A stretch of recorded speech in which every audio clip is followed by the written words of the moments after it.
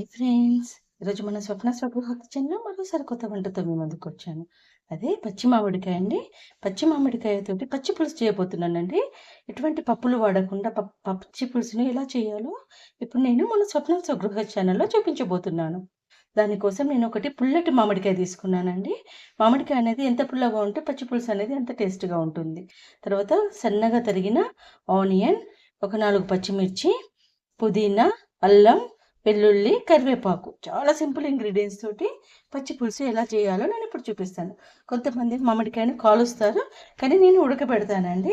చూడండి, పైన ఇది కట్ చేసేసి గిన్నెలో వేసుకొని ఇలా కొన్ని వాటర్ పోసుకోవాలండి. ఇందులో ఒక 2 to 3 మినిట్స్లో ఉడికిపోతుంది ఊరికేనే. చూడండి, ఇలా వాటర్ పోసుకొని ఉడకబెట్టుకోవాలి. ఎవరైతే మొదటిసారి నా వీడియోని చూస్తున్నారో నా వీడియోకి ఒక లైక్, షేర్ అండ్ సబ్స్క్రైబ్ చేసి చూడండి. ఇలా మామిడికాయను వాటర్లో పెట్టి మూత పెట్టేసుకోవాలి.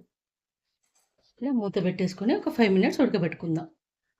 మామిడికాయ ఉడికేలోపు పుదీనా, 4 పచ్చిమిర్చి, మనం ఇందులో ఎండు కారం వాడమండి, అందుకే పచ్చిమిర్చి పేస్ట్ వేస్తున్నాను. తర్వాత అల్లం, వెల్లుల్లి వేసేసి కొంచెం జీలకర్ర వేసి మిక్సీ పట్టుకోవాలి. మామిడికాయ అనేది చూడండి ఉడికిపోయింది. చాలా వేడిగా ఉంది. వేరే బౌల్లోకి వేసుకుందాం. చూడండి, మామిడికాయని తీసి వేరే బౌల్లోకి వేసుకొని ఫస్ట్ కొన్ని చన్నీళ్ళు పోసుకుందాం.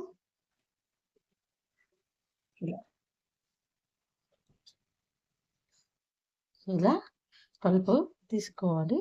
ఈ తొక్క మొత్తం తీసేయాలి. తొక్కను మొత్తం తీసేసుకోవాలి.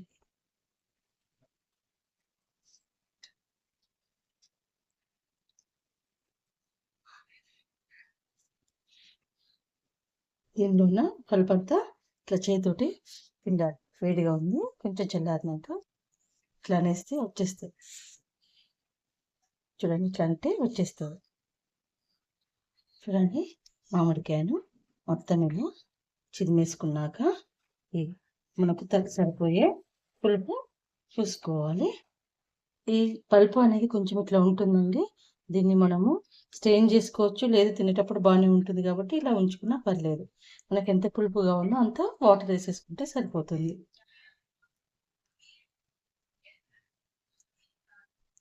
తాలింపు కోసం మూకుడు పెట్టుకొని ఆయిల్ వేసుకోవాలి.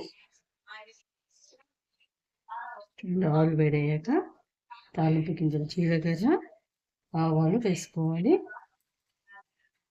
కొంచెం పప్పులు వేసుకోవాలి. శనగపప్పు, మినపప్పు వేసుకొని ఒక 4 ఎండుమిర్చి, తర్వాత ముందు రుబ్బి పెట్టుకున్న పచ్చిమిర్చి, వెల్లుల్లి పేస్ట్ మంచిగా వేగనివ్వాలి. ఇందులో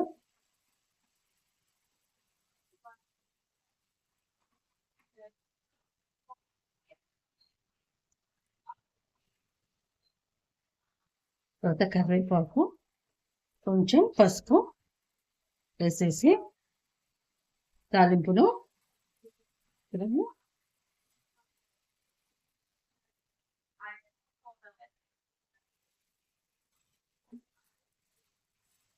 ఇందులో వేసేసుకొని